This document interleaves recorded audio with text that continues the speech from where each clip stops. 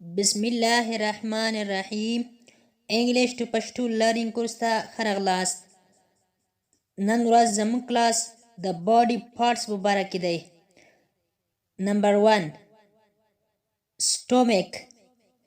stomach معده.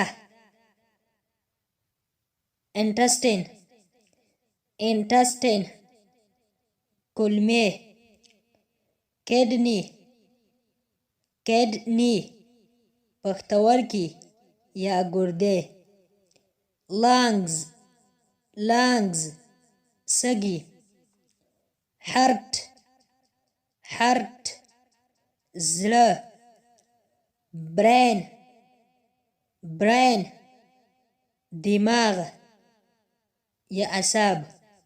liver ینه. veins رګونه. small intestine وړوکې کولمې. large intestine لویې کولمې. urinary bladder مثانه. rib پښتۍ. blood وینه. head سر.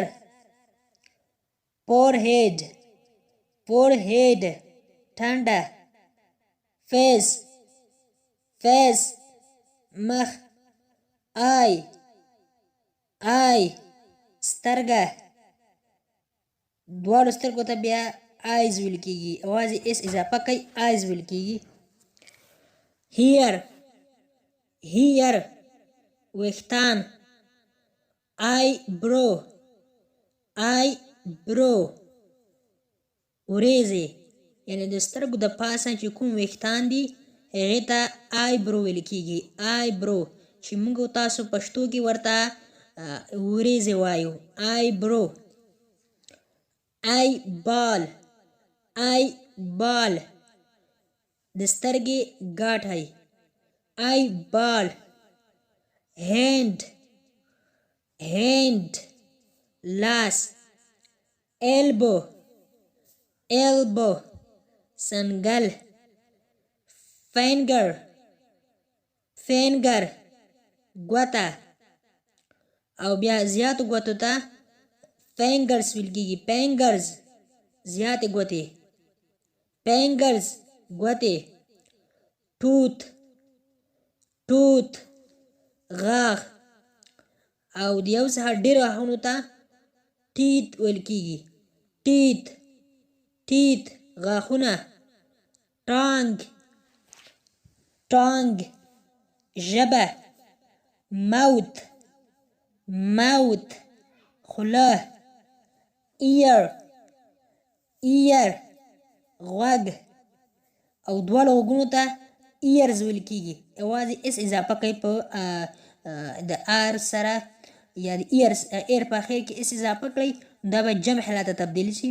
لکه څه ډول چې ما په تېرو کلاسونو کې ویلي دي چې کله تاسې یو څیز یو اسم جمع حالت ته پلورل پرنس ته اړوئ، نو صرف اس اضافه کوئ په اخر کې، نو بیا جمع حالت ته تبدیل کېږي.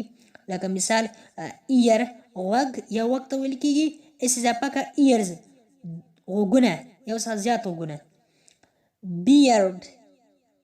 beard ګیره. mustache breath.